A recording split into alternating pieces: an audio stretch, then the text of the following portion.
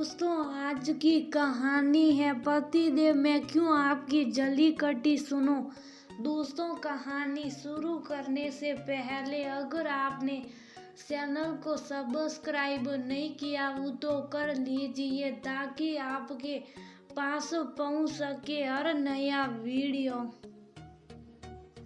तुम मुझसे मेरे आने जाने के समय का हिसाब पूछने वाली होती कौन हो? अमर सिलाइए मत, मैं आपकी पत्नी हूँ, कोई प्रेमिका नहीं। मुझे भी पता रहना चाहिए कि आप कब तक कहाँ जा रहे। आखिर ये हमारा घर है, कोई होटल नहीं। 15 साल हो गए लेकिन आज तक आपको औरत का सम्मान करना नहीं आया।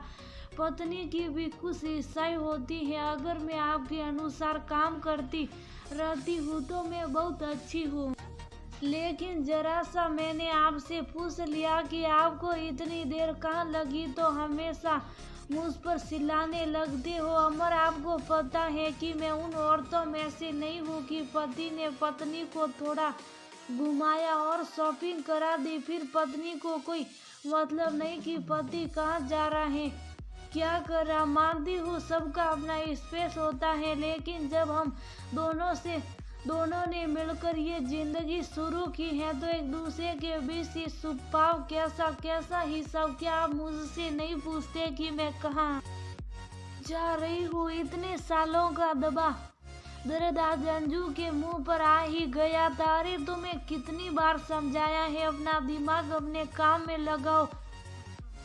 मैं कहाँ जा रहा हूँ, कितनी देर में आऊँगा, इस बात से तुम्हें क्या मतलब? इन्हीं छोटी छोटी बातों में तुम्हारा दिमाग लगा रहता है। कब इस सब से बाहर निकलोगी? और तुमने इस सब के रिजल्ट भी देख लिया, तुम्हारे बिजनेस पर इसका कितना असर पड़ रहा है। अमर की उंगली अभी भी अंजू को तरफ ही उठी थी। हाँ तो अमर, ये बिजनेस हम दोनों ने शुरू किया था।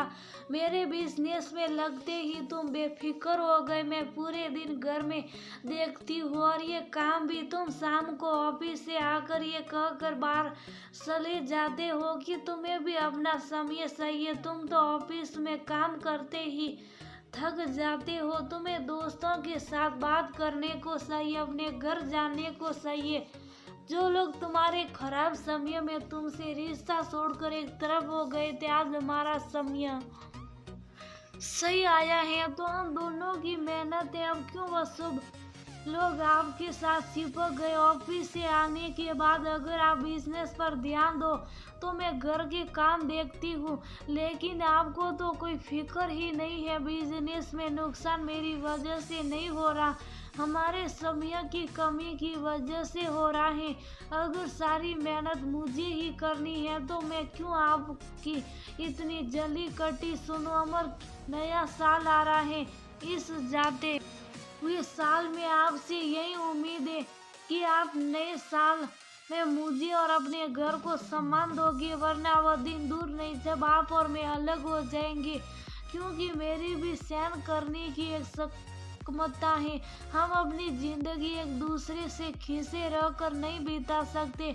मैं तो हमेशा यही सोचकर चुप हो जाती हूँ कि आपको टेंशन ना हो, लेकिन आप कभी ये नहीं सोचते कि अंजू को टेंशन ना हो। अगर इसी तरह रोज मैं अंदर ही अंदर घुटती रही तो क्या मैं ठीक रह पाऊंगी? क्या आप बीमार बीवी के साथ जिंदगी गुजारना पसंद करोगे? छोड़ने को मैं आपको आज भी छोड़कर जा सकती हूँ, लेकिन मैं रिश्ते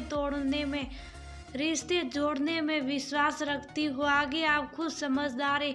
नए साल में इसी नई उम्मीद के साथ आपको हैप्पी न्यू ईयर।